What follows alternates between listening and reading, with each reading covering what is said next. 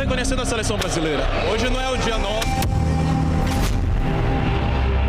Vou embora. Perder meu tempo aqui fazendo o quê? Uma vergonha dessa.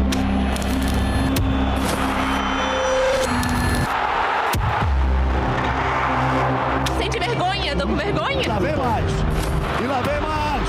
Olha a bola tocada, virou passeio.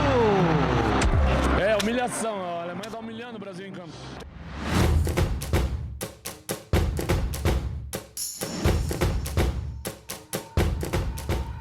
Bem-vindos ao E aí, Boleiro, o podcast onde exploramos as histórias mais emocionantes e impactantes do mundo do futebol. No episódio de hoje, vamos relembrar um dos momentos mais dolorosos da história do futebol brasileiro, a derrota de 7-1 para a Alemanha na Copa do Mundo de 2014. Vamos reviver aquele dia fatídico, analisar o que deu errado e discutir as consequências para o futebol brasileiro.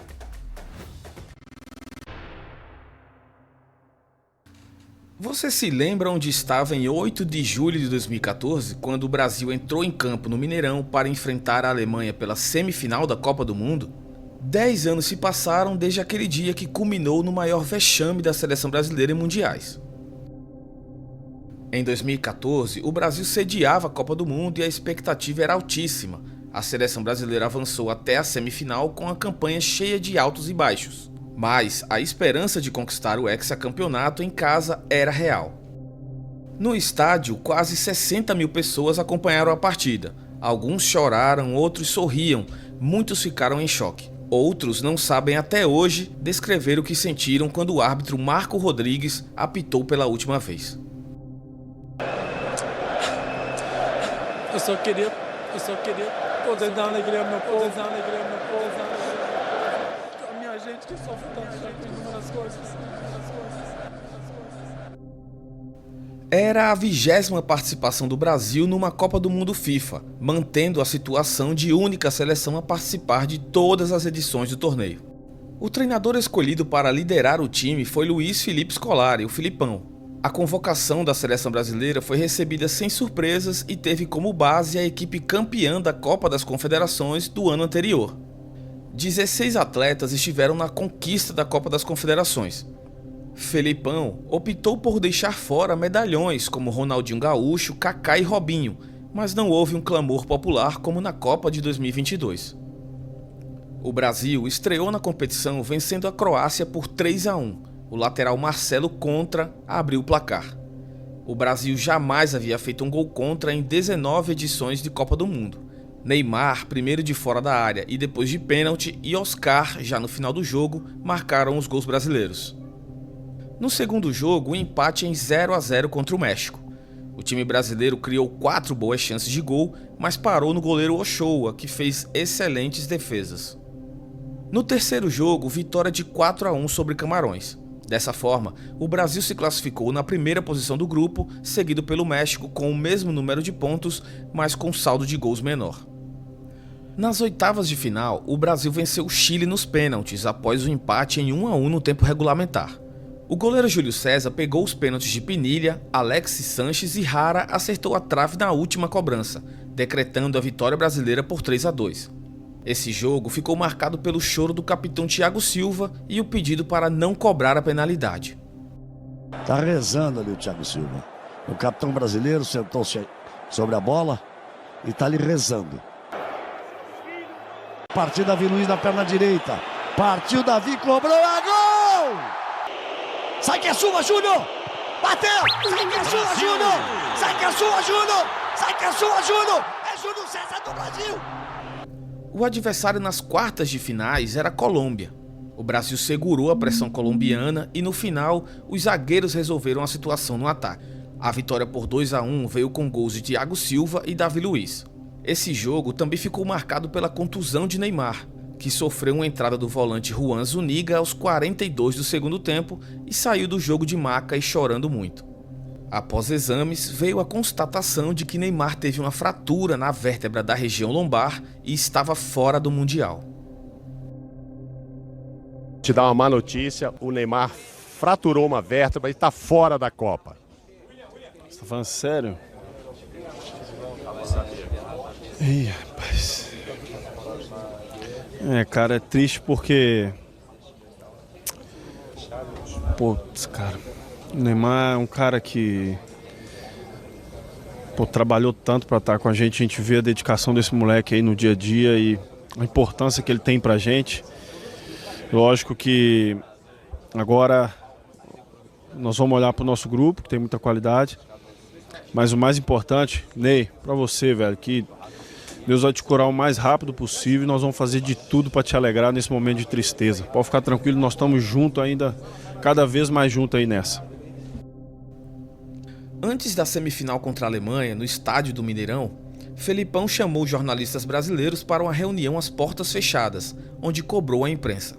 Segundo o portal Terra, o treinador teria reclamado que a imprensa brasileira deu um destaque gigantesco para o pênalti marcado em cima de Fred e não criticou com veemência o gol anulado e o pênalti sofrido por Hulk ou as simulações do holandês Robin na partida de oitavas de final contra o México. O Felipão queria falar de arbitragem. O Felipão queria falar de arbitragem. O Brasil está sendo roubado. Não era com essas palavras que ele dizia, mas ele queria falar de arbitragem. Sendo prejudicado, Estão pegando a gente no pé da gente desde o jogo da Croácia, do pênalti, que foi pênalti ou não foi pênalti. Desde então, os árbitros estão contra a gente. Claro que a gente não foi nesse caminho. Você começa a perguntar sobre outras coisas. Você começa a perguntar sobre o papel do Hulk, você começa a perguntar sobre como é que está o Neymar, você começa a perguntar sobre por que o time está... Se o time está... psicologicamente bem ou mal. Você começa a perguntar sobre tudo. Você tá numa sala com um técnico e o coordenador técnico. Vou fazer algum diagnóstico. Não, vou perguntar as coisas.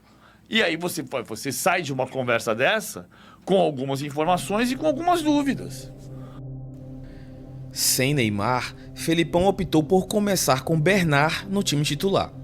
A decisão foi tomada em acordo com os auxiliares Roque Júnior e Alexandre Galo, conforme notícia da véspera da partida.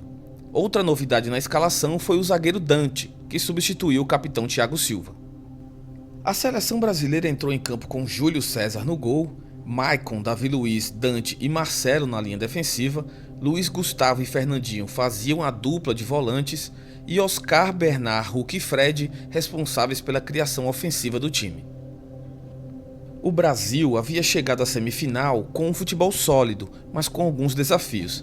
Ainda assim, a confiança do público e da equipe era palpável. Após o início da partida, o que se seguiu foi uma sequência chocante que nenhum torcedor poderia prever. Aos 10 minutos de jogo, Thomas Müller abre o placar para a Alemanha após cobrança de escanteio. Pressão para cima da Alemanha. Lá vem cruzamento! É o gol da Alemanha! Thomas Müller, craque do time alemão.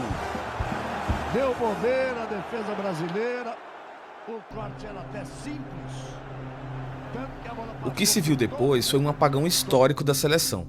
Klose aos 22 minutos, Toni Kroos aos 24 e 25 e Khedira aos 28 fecharam o placar do primeiro tempo.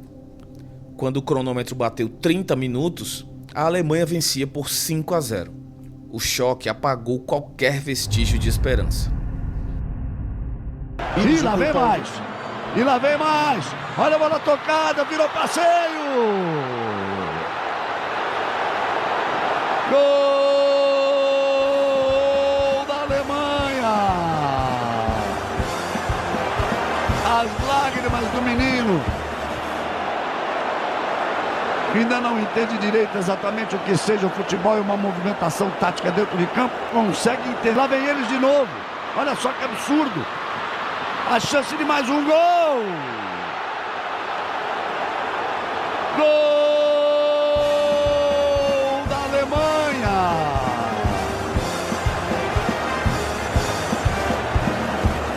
Toma-se o caminho do maior vexame brasileiro em todos esses 84 anos.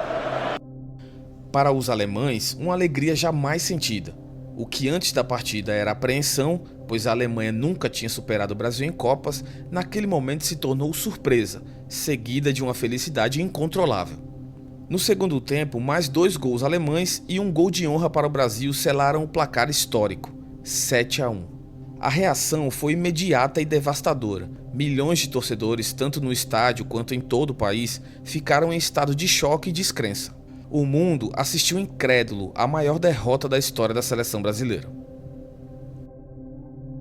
mesmo com tudo que aconteceu, aquele 7-1 assim, não tem como explicar, cara. Eu acho que nunca mais vai acontecer uma parada daquela. Que ninguém vai encontrar a resposta e foi assim um dos dias maus aí. Acho que o pior da minha carreira. Ataque individual, isso aí deixou a gente mais exposto, deixou a gente menos forte. A gente não conseguiu engranar. E depois veio aquele massacre, né, do 7-1, assim, que ali foi o pior momento profissional meu.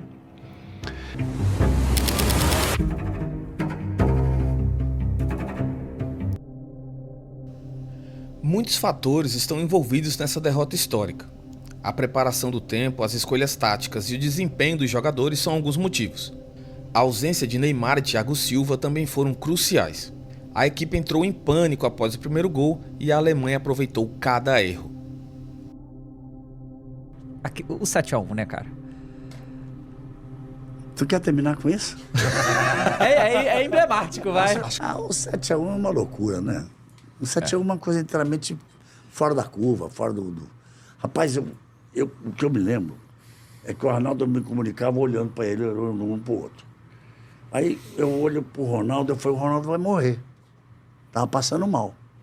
O Casão tava com a mão na cabeça, assim, com a cabeça na mesa. Porque era um negócio, ele tomou um gol atrás do outro. Lá vem ele de novo. Virou passeio. A derrota não foi apenas uma humilhação, mas também um ponto de inflexão para o futebol brasileiro. Anos de debates e reformas seguiram após aquele dia fatídico. O 7-1 expôs falhas estruturais no nosso futebol. Desde então, houve um foco maior na formação de jogadores, mudanças na gestão e uma reflexão profunda sobre o estilo de jogo. Embora a derrota tenha sido nos momentos mais difíceis para os torcedores brasileiros, ela também marcou o início de uma nova era. Apesar deste e de outros acontecimentos, o futebol brasileiro tem a capacidade de se reinventar e de voltar a brilhar nos palcos internacionais. A Copa do Mundo do Brasil era a chance de retomar a identificação da torcida com a seleção. O sofrimento visto no rosto dos torcedores mostrou que ainda havia uma relação e que ali sofreu mais um baque. O placar foi histórico e hoje é lembrado em tom de brincadeira, algo que alegra os brasileiros ao mesmo tempo que os remete a um dos piores dias de suas vidas.